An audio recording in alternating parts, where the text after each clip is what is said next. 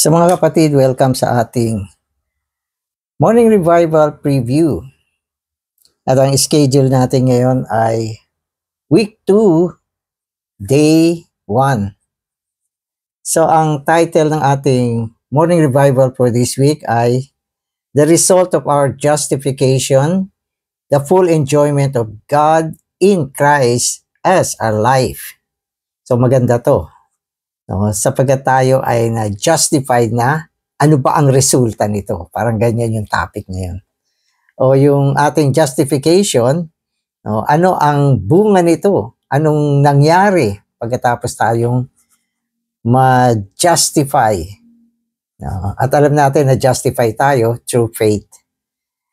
Dito sa MR natin, gusto kong basahin yung outline. Maiksi lang siya. Nagandahan ako.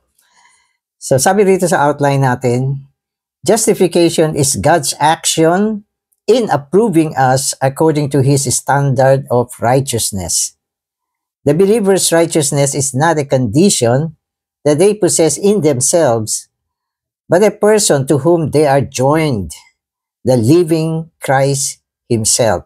When we believe into Christ, we receive God's forgiveness, and God can justify us by making Christ our righteousness and by clothing us with Christ as our robe of righteousness. So maiksi lang siya pero malinaw siya. No, unang-una, binabanggit sa atin ang ating justification. No, ito ay nakamit natin, no, sa pamamagitan ng righteousness. Pero yung righteousness, meron siyang standard. No, itong righteousness na ito, wala tayo sa sarili natin. At ito ay nakuha natin sa pamamagitan ng isang persona, isang tao. Siyempre, walang iba kundi ang Panginoong Jesus. At siya ang naging righteousness natin. So, ganun lang kasimple. No, ang righteousness natin ay hindi nanggaling sa atin, kung hindi nanggaling sa isang persona, walang iba kundi si Kristo. At ito ay nangyari nang tayo ay manampalataya, natanggap natin ang kapatawaran, at dahil napatawad tayo ng Diyos sa ating mga kasalanan, kaya tayo ay inaring matuwid ng Diyos. Ito ay sa pamamagitan ng pagiging kaisa ni Kristo. Parang damit na isinuot natin si Kristo, naging takip natin, nakita tayo ng Diyos. Nang makita niya tayo, nakita niya sa atin ay si Kristo na naging katwiran natin. So maikse pero maganda yung paliwanag. Amen. So pupunta na ako sa day 2.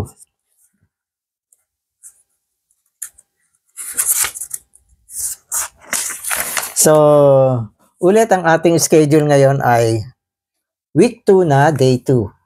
O day 1, sorry. Week 2, day 1. Yun.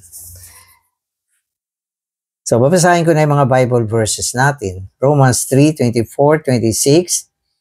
Being justified freely by His grace through the redemption which is in Christ Jesus.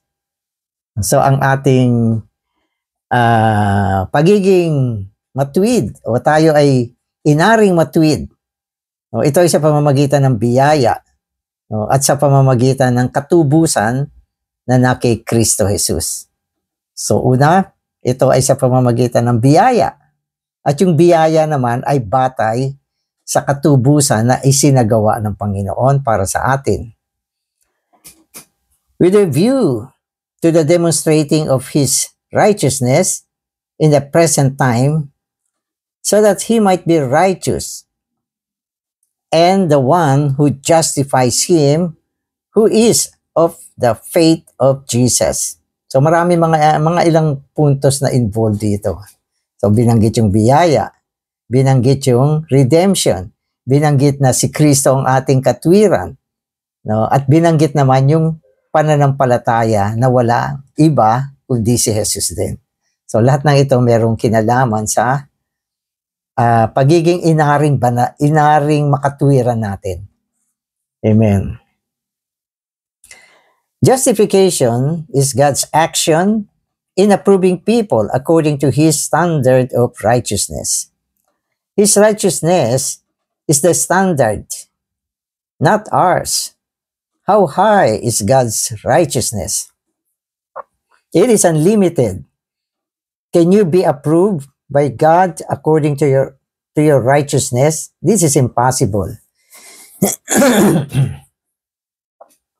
So tandaan natin, ang pagiging makatwiran ay batay sa katwiran. So tayo ay inaring matuwid at ito ay batay sa katwiran na nakamit natin. Pero itong katwiran na ito ay isang uri ng katwiran na ayon sa pamantayan ng Diyos. So hindi basta katwiran ito. Hindi ito yung sinasabi natin, sabi ng iba, pag mabait ka, pupunta ka na sa langit. So hindi yan. Walang ganyan. Gaano ka mang kabait, sagarin mo ang pagiging mabait mo, hindi ka pa rin aabot sa pamantayan ng katwiran ng Diyos. Imposible na makapagbunga tayo sa ating sarili ng isang katwiran upang tayo ay ariing matuwid. Sapagat ang katwiran dito ay dapat umaabot sa pamantayan ng Diyos. Ang taas niyan. Walang kasing taas ang katwiran na yan. Upang tayo ay ariing matuwid. So yun yung sinasabi rito. Imposibleng makamit natin to. Wala tayong ganyang katwiran. Amen. So, although you may be right with everyone, with your parents, your children, and your friends, your righteousness will never justify you before God. You may justify yourself according to your standard of righteousness, but that does not enable you to be justified by God according to His standard. We need justification by faith. Justification by faith before God means that we are approved by God according to the standard of His righteousness.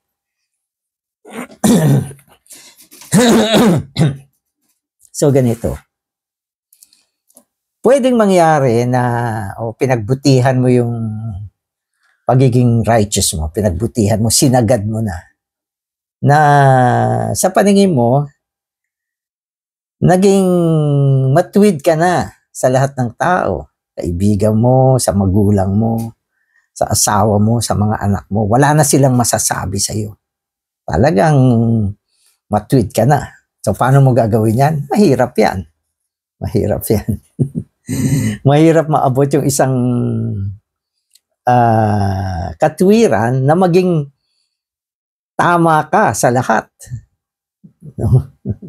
Pwede ka maging tama sa ilang tao, pero sa mata ng iba, medyo mabubutasan ka. Pero, assuming na nagawa mo, sabi ng anak mo, perfect ka na. Wala na siyang masabi sa iyo. So, sabi ng asawa mo, perfect husband o wife. Wala nang masabi sa iyo. Magulang mo. Lahat, wala na. Galing talaga. Pero hindi ibig sabihin, naabot mo na yung pamantayan ng Diyos. Sapagkat sobrang taas nito. So, yun yung sinasabi sa atin. Kaya, hindi natin kayang maging inaring matuwid sa mata ng Diyos mula sa ating sarili. So, yun yung sinasabi rito. So, hindi natin kayang gawin to. Amen. Amen. So, sabi niya rito, okay, so we need justification by faith. Justification by faith before God means that we are approved by God according to the standard of His righteousness. So, anong gagawin ng Diyos upang maaprubahan niya tayo ayon sa pamantayan ng kanyang katwiran? Anong gagawin niya? So, how can God do this? He can do it because our justification is based upon the redemption of Christ. When the redemption of Christ is applied to us, we are justified. If there were no such redemption, it would be impossible for us to be justified by God. Redemption is the basis of justification. So yun ang kailangan maintindihan natin. Ang ating pagiging inaring matuwid ay batay sa katubusan na isinagawa ng Panginoon. So yun ang pwede lang na tayo ay maging matuwid sa mata ng Diyos. Pag hindi yun, hindi natin aabutin ang pagiging matuwid ayon sa pamantayan ng Diyos. Kailangan tanggapin natin yan. Well, pwede ko sabihin, maraming tao hindi naiintindihan ito. Marami hindi naiintindihan. Kaya ang direksyon ng kanilang kaligtasan, ay nanggagaling sa kanilang activity sa buhay. Nanggagaling sa kanilang sariling pagsasagawa. Diba? So, kung ano-ano ang naiisip nilang gawin. At madalas, naririnig natin yan. Halimbawa, ang mga charity work. Now, bakit may mga charity work? Now, sapagkat maraming naniniwala na kung ikaw ay charitable ka, aaprubahan ka ng Diyos. Yung mga kawang gawa. So, isa yan. Ang iba naman, naniniwala na ang pagiging matuwid sa harapan ng Diyos ay may kinalaman sa mga aktibidad ng relihiyon. Kaya mga relihiyon, maraming activity yan. Isagawa mo, sundin mo yan. At maging okay ka. At ang iba naman, naniniwala na yung buhay. Ang kaligtasan ay ang daan ng kabutihan. O pangsariling kabanalan. Ang daming iniisip ng tao. At lahat ng ito ay mga imahinasyon ng kaisipan ng tao. Pero ang Biblia, pinapakita niya. Tangi lang ang isang pagiging matuwid na batay sa katubusang isinagawa ni Kristo ang papasa sa pamantayan ng Diyos. Kung hindi yan, bagsak lahat. So, bagsak lahat. Kaya tayo mga inaring matuwid ng Diyos, yan ay nangyari sapagkat ang ating katwiran ay hindi mula sa ating sarili. Una, yan ay batay sa katubusan na ginawa ni Kristo. So, yun yung isa. Yun ay pambatas. Pambatas yun. At yung isa naman ay organiko. Ito naman yung kinuha natin si Kristo upang ibihis natin, maging balabal natin, maging kasuotan natin, makaisa natin, upang kung tinignan tayo ng Diyos, hindi niya makita tayo bilang mga makasalanan, bilang maruming makasalanan. Kundi si Kristo ang maging pantakip natin. At siya ang maging katwiran natin. Then, aprobado yan. So, kung hindi itong mga bagay na ito na binanggit natin, hindi ayon sa katubusan ni Kristo, hindi ayon sa si Kristo ang sinuot natin, walang justification. So, ano ito? Ito ay masela na usapin. Sapagkat ang ibig sabihin ng justification ay pinalampas ka na ng Diyos. Hindi ka na niya sisingilin. Mula sa pagkatisod, mula sa ating kasalanan, na ang kaparusahan ay kamatayan. So, yan yung justification. So, malinaw siya.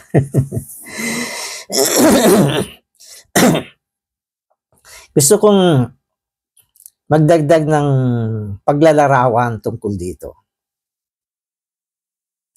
Kasi yung mundo, ang mundo natin, pwede natin sabihin na bawat lugar mayroong standard ng hustisya. So, alam niyo yung hustisya. Ang ibig sabihin ng hustisya, ang mundo ay lumikha ng mga kaparusahan No? Para sa mga iba't ibang krimen na nagagawa ng tao sa mundo.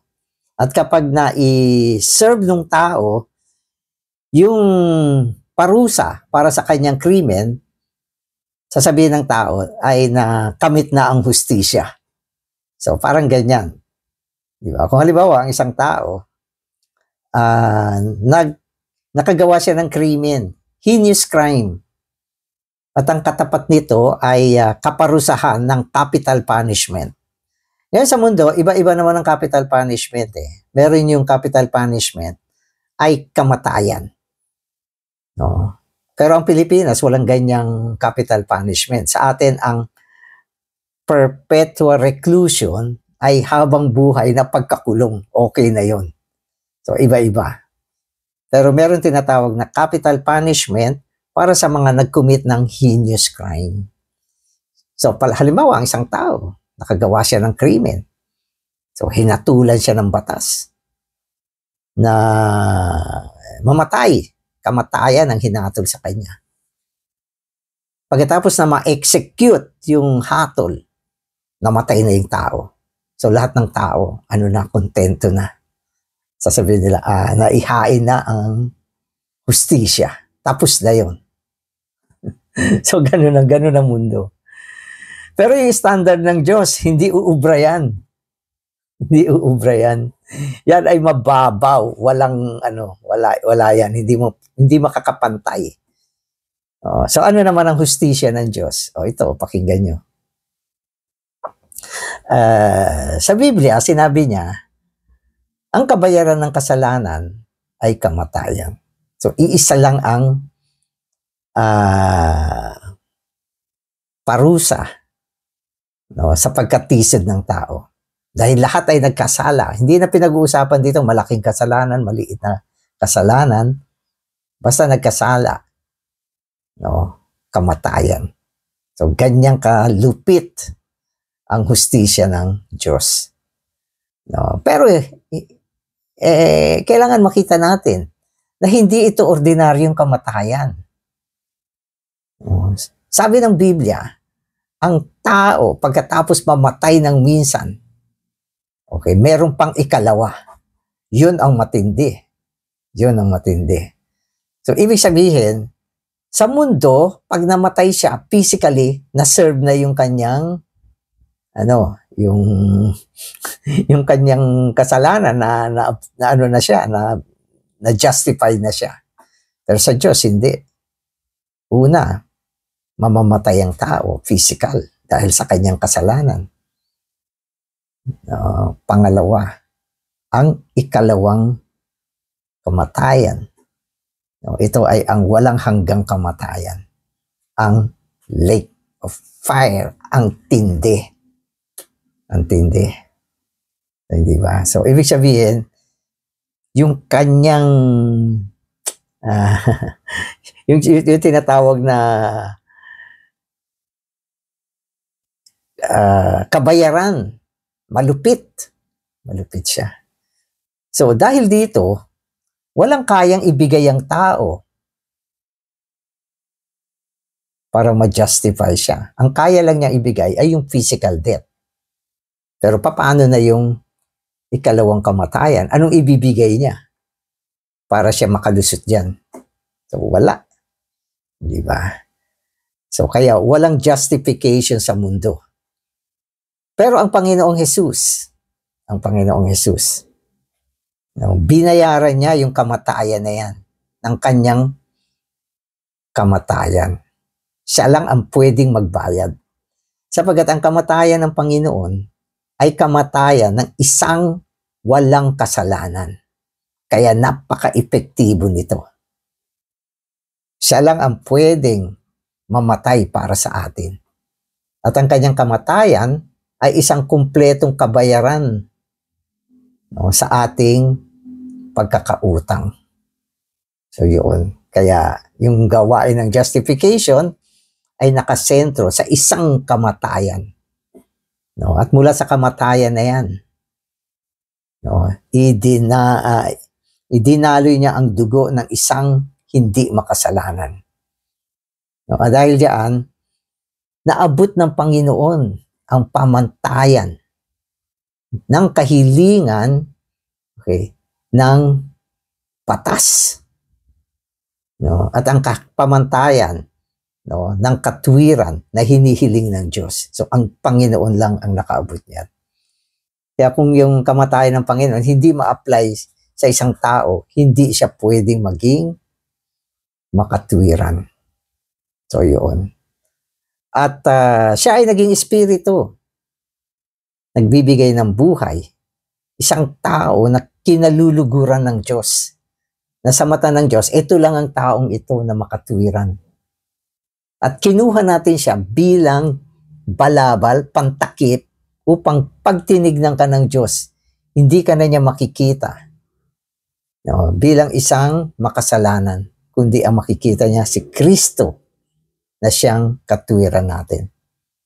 No, kaya ito ang kumpletong kaligtasan. At ito ay isinagawa ng Panginoon. At pwedeng ma-apply sa iyo kung mananampalataya ka sa Panginoon. At sa pagtanampalataya tayo sa Panginoon, ang pagsampalataya natin, hindi ang pagsang-ayon. Hindi tayo sumang-ayon sa ating kaisipan, kundi tinanggap mo siya bilang espiritu, tungo sa iyong espiritu, na kung saan naidala niya ang buhay na walang hanggan sa atin. No? At tinanggap din natin siya bilang espiritu upang maging balabal at panakip natin. Kaya kumpleto ang kaligtasan. At ito ang tinatawag nating justification. No, na hindi mo pwedeng makuha, no, anumang bagay na gawin mo. Kundi ito ay sa pamamagitan lamang ng justification na isinagawa ng Panginoon at siya mismo, no, na naging takip at balabal natin upang maging katwiran natin sa harapan ng Diyos. So ito yung binabanggit na justification dito. So pag naintindihan mo to, mag-e-amen ka na lang at lahat ng pasalamat, papuri, pagsamba, ibibigay mo sa Panginoon. At sa Diyos na nagsugo sa Kanya. Amen. So magbabasa na ako. So today's reading na tayo. Bible students have a great difficulty with the phrase, the faith of Jesus Christ. Okay, so sabi dito kasi, yung faith natin ay the faith of Jesus Christ. So hindi ito maintindihan ng marami. Ano ba yung faith of Jesus Christ?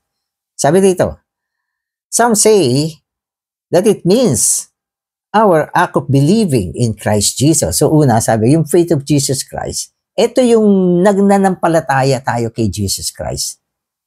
Sinagawa natin ang pananampalataya kay Jesus Christ, kaya naging faith of Jesus Christ. So yun yung unang sinasabi.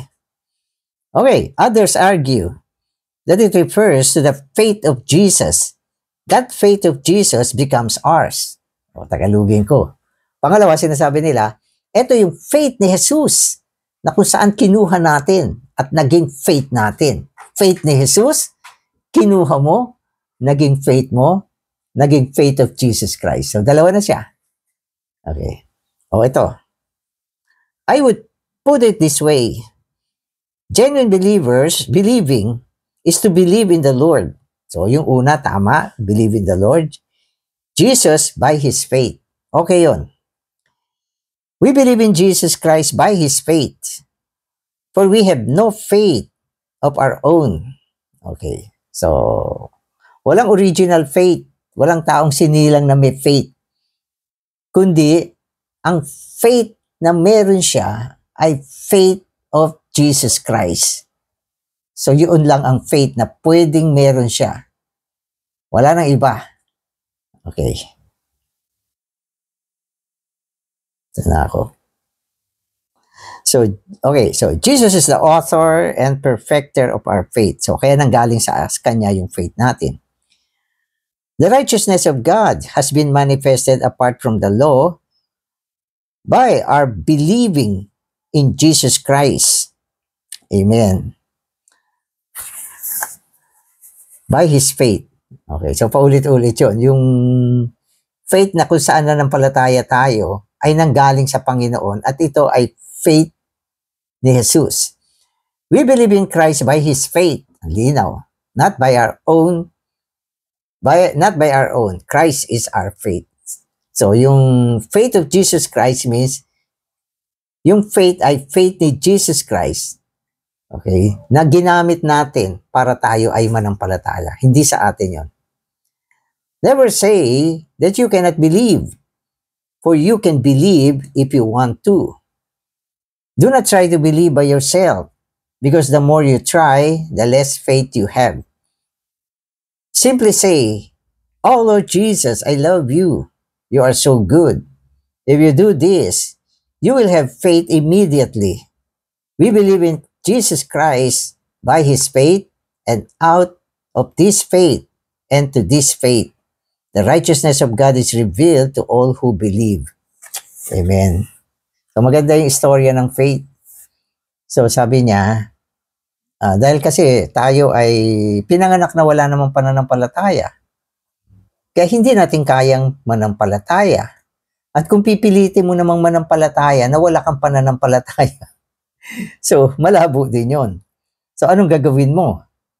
O ito, sabi niya ganun. Sabi mo, "Lord Jesus, I love you." Okay. "Lord Jesus, you are so good." Pag sinabi mo to, nagkaroon ka ng ganyang utterance, anong mangyayari? Makakaisa mo ang Panginoon. At kapag kaisa mo ng Panginoon, yung pananampalataya ng Panginoon, magiging pananampalataya mo rin. So walang effort. Hindi ka nagpupumilit manampalataya. Ang sinikap mo lang ay makaisa mo ang Panginoon sa pamamagitan ng pagtawag sa kanyang pangalan. At sa pamamagitan nito, magge-generate ng faith mula sa iyo. At yung faith na yan ay nanggaling sa Panginoon na nakaisa mo. At yung faith na yon ay Kanya na ginamit mo para manampalataya. So yun yung ibig sabihin ng faith of Jesus Christ. Amen. According to our experience, it was not God who first approved us, but we who approved God. We were rebellious and said, "I don't like God. God is not right." We all thought this way before we were saved. Many people speak against God, saying, "If God is right, why are there so many poor people on the earth? If God is right, why is there no justice among the nations?" They admit that there is God, but claim that He is not righteous. Amen. So maganda yung topic dito. Sabi niya, sino ba ang unang nag-aproba? No? Inaprubahan ba natin ng Diyos? O ang Diyos ang unang nag-aproba sa atin? No, ano, paano ka na nampalataya sa Panginoon? Dahil ba sa aprobado ang Diyos sa'yo? So maraming istorya sa maraming tao na bago sila naging believer, hindi aprobado ang Diyos sa kanila. So yun yung sinasabi rito. Pwede nilang sabihin na mayroong Diyos, pero sa kanila ang Diyos ay hindi mabuti o hindi maayos o hindi matuwid. Kaya marami silang question tungkol sa Diyos. Diba? Sabi ng ibang tao, may Diyos ba talaga? Kung may Diyos, bakit yung mga tao hindi pantay-pantay yung kanilang buhay? May mahirap, may mayaman. Yung mayaman nagpapasasa. Yung mahirap, naghihirap. So kung may Diyos, bakit ganun? Diba? Hindi ba ang Diyos ay soberano? Siya dapat ang nag-aayos para maging maayos lahat ng kabuhayan. Walang mahirap, walang mayaman. Pero mayroong mayaman, mayroong mahirap. Parang walang justice sa mundo. So ganun ang reaksyon ng mga tao sa Diyos. Bakit magulo ang bansa? Bakit may mga taong masasama na pinapairal pa ng Diyos? Hindi pa, hanggang ngayon, nandyan pa din. Diba? So, marami silang question to the point na hindi aprobado ang Diyos sa kanila. Kaya ang tinanong dito, sino yung naunang nag-approve? Bago tayo ba ay in-approve natin ng Diyos na una, kaya tayo na ng palataya? Okay? O una tayong in-approve ng Diyos. Pero madalas, tayo ang unang nag-approve sa Diyos. nung panahon na hindi aprobado ang Diyos sa atin, hindi tayo naliligtas kasi hindi aprobado ang Diyos sa atin. No? Parang sa pananaw natin, hindi siya okay. Tama ba? So, tama yan. Maraming tao ngayon sa mundo. May Diyos ba? Meron. Pero, anong tingin mo sa Diyos? Ano? Magsasalita sila ng mga blasphemy, mga kalapastanganan sa Diyos. Hindi sila believe, hindi sila sumasang-ayon, hindi nila ina-approve ang Diyos sa buhay nila. Pero sinasabi nila meron naman Diyos. No, ito naman ay kaiba sa mga atheists. Yun naman mga atheists, ito yung mga nagsasabi na talagang walang Diyos. Merong mga ganyang kasamang tao. Amen. So tuloy natin yung basa. God has been patient with us, doing many things for us until He finally convinced us of His righteousness, who justified whom first? We first justified God. When we were convinced by God of His righteousness, we justified Him and wept in repentance, saying, God, forgive me. I am so sinful and unclean. I need your forgiveness. Oh. So, finally, na-realize mo, mali ka. Mali ka. Noong panahon na hindi natin ina-approve ang Diyos, wala naman nangyari masama sa atin. Napakapasensyoso ng Diyos sa atin. Blines ka pa niya. Inalagaan ka pa niya. At gumawa siya ng mga mabubuting bagay sa buhay natin. Hindi niya tayo ginantihan. Hanggang isang araw na realize mo, napakabuti ng Diyos. At sinabi mo, Panginoon, patawarin mo ako. Nagkamali ako. So finally, itinuring mo na ang Diyos ay tama. At hindi siya pwedeng magkamali kailanman. So ito ang umpisa ng ating pagsampalataya sa Panginoon. So sino ang unang nag-justify? Ang Diyos o ikaw? Tayo ang unang nag-justify sa Diyos. At nung nag-justify natin siya, gumawa siya para ilagay ang pananampalataya ng Panginoon sa atin. At mula sa pananampalataya na yan, tayo ay naligtas. So dito pinapakita yung mga istorya ng buhay natin. Amen. God has justified us freely by His grace through the redemption which is in Christ and through the faith of Jesus. Since Christ has paid the price for our sins and has accomplished the full redemption to meet all of God's requirements, God, in order for Him to be just, must justify us. Amen.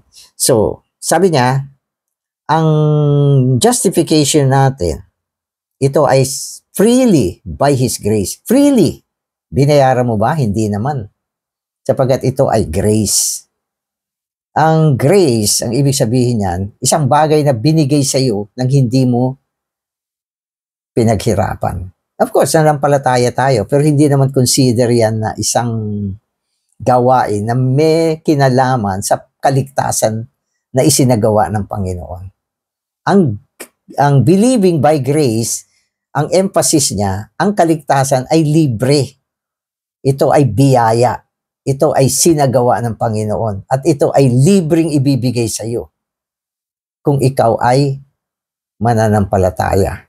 At itong biyaya, okay, na siyang magliligtas sa atin, ay batay sa katubusan na isinagawa ng Panginoon at batay din sa ating pananampalataya. So, ibig sabihin, dapat tumugma yung dalawa. No? Sa isang banda, gumawa ang Panginoon ng justification, ng isang katubusan para sa atin. Kung wala yan, wala tayong kaligtasan. Pero sa kabilang banda, sa panig natin, dapat manampalataya tayo sa Panginoon. At itong pananampalataya na ito, okay, ito ay resulta ng ating appreciation, no, sa Panginoon. At mula dyan, nakaisa natin siya at nagbunga ng isang pananampalataya na ginamit natin upang manampalataya sa Panginoon. At lahat ng ito ay sa pamamagitan ng biyaya sapagkat free, libre siya. Buti na lang yung salvation ay libre. No, lahat ng mga bagay dito sa mundo, karamihan may bayad. At ang mamahal, 'di ba? Mas kailangan mo siya, mas mahal siya. No, kaya nga yung mga doktor, yung mga ospital, no, kamamahal na mga singilan kasi kailangan mo 'yan eh. Pero meron isang bagay na mas higit mong kailangan pero libre. Ito ay ang kaligtasan. Upang tayo ay maging mga inaring matuwid ng Diyos.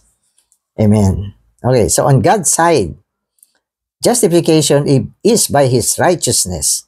On our side, justification is by His free grace. Free grace as compared with justification by the works of the law. So, salamat sa Panginoon, hindi na panahon ng kautusan. Ngayon ay panahon na ng biyaya. Sa panahon ng kautusan, okay, ang pagiging matuwid ay hindi libre sapagkat kautusan yan. Mag-e-exert ka ng effort para gawin mo yan. Magsisikapin mo. Merong ano dyan, lakas, sikap, pagtitiis. No, yan ay nagbabayad ng halaga sa panahon ng kautusan. Pero sa panahon ng grace, libre. Libre na siya. Sinagawa na ng Panginoon. Ang kailangan mo lang gawin, paniwalaan mo at tanggapin mo. Ang faith natin ay may dalawang panig. Yung isa ay objective.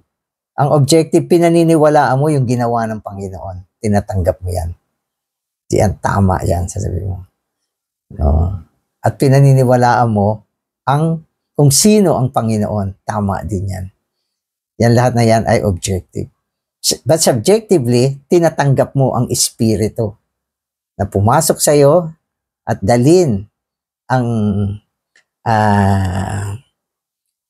effectivity ng kaligtasan na sinagawa niya sa pamamagitan ng Espiritu. Amen. So, libre siya. Maganda itong panahon ng grace. Sapagkat sa panahon ng grace, walang hirap. Faith lang ang kailangan mo. At pati faith binigay na sa iyo. Amen. To be justified by the works of the law, we need to work. But to be justified by the redemption in Christ, there is no need of our work. It is freely given by His grace. So, binanggit ko na to. Walang kailangan gumawa sapagkat ito ay libre na binigay sa iyo ng biyaya. We do not deserve it, but God is bound by His righteousness to justify us because of the redemption of Christ, which meets all His requirements. Amen. Karapat dapat ba tayo na tumanggap niyan? Hindi naman. Wala namang isang bagay na meron tayo para sabihin ng Diyos sa atin. Dahil ikaw ay kwalipikado, ibibigay ko sa iyo to.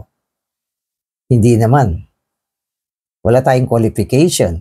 Makasalanan tayo. Pero ito ay ibinigay pa rin niya sa atin.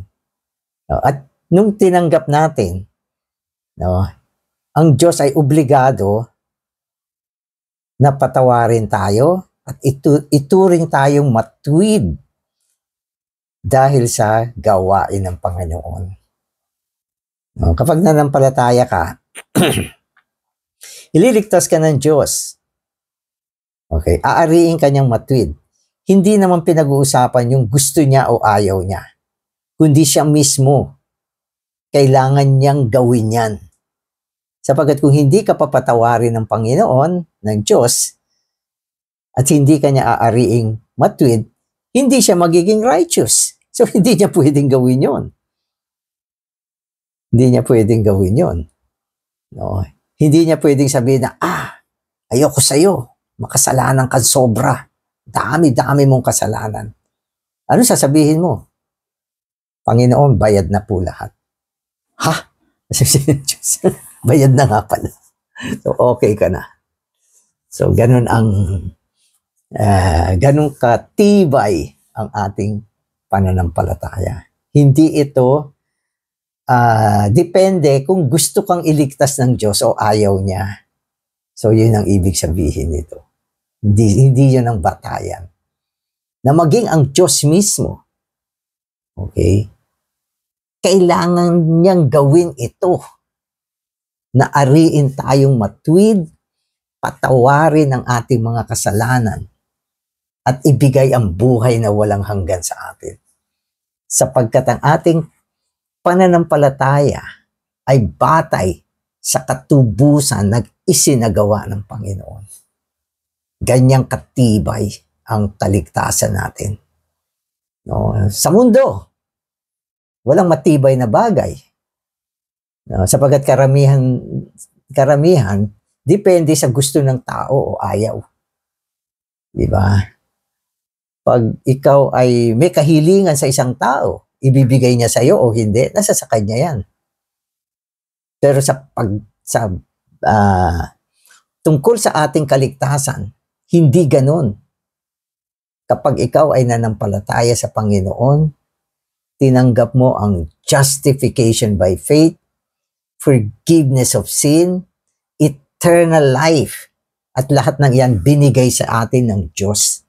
Isang matuwid na Diyos, no, sapagkat ang kanyang pamantayan ay naabot ng katubusan ng Panginoon. Kaya hindi siya pwede magsabi ng no. Approve. Amen. Pero kung ang katwiran ng tao hindi umabot, no, sa pamantayan ng Diyos na batay sa katubusang isinagawa ni Kristo, hindi mo makakamit itong justification by faith. So, ganyan yung lesson natin. Kaya, salamat sa Panginoon. Habang nababasa natin, nabibigyan tayo ng ganito mga katotohanan, lalong lumilinaw, no, ang ating kaisipan tungkol sa kaligtasan na hindi natin alam noon. Pwedeng naligtas ka na, maraming taon na nakakaraan, pero hindi mo siya naintindihan. At dahil hindi mo siya naintindihan, kulang yung papuri mo sa Panginoon. Kulang yung damdamin at pag-ibig mo sa Panginoon. Kasi hindi mo siya naiintindihan. No? Pero kung naintindihan mo ito, isusuko mo yung sarili mo, i-consecrate mo yung buhay mo sa Panginoon.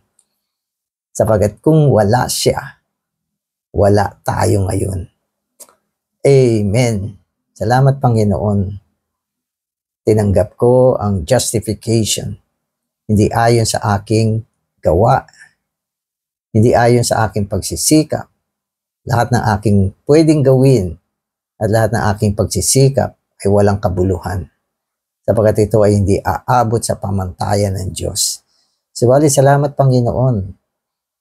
Isinagawa mo ang isang katubusan na kung saan na isagawa mo ang makatwirang kahilingan ng Diyos, ang pamantayan ng Diyos, upang sa pamamagitan ng katubusan na ito, kami mga nanampalataya, matanggap namin ang buhay na walang hanggan, ang kapatawaran ng Diyos, at kami ay ariing matuwid ng Diyos.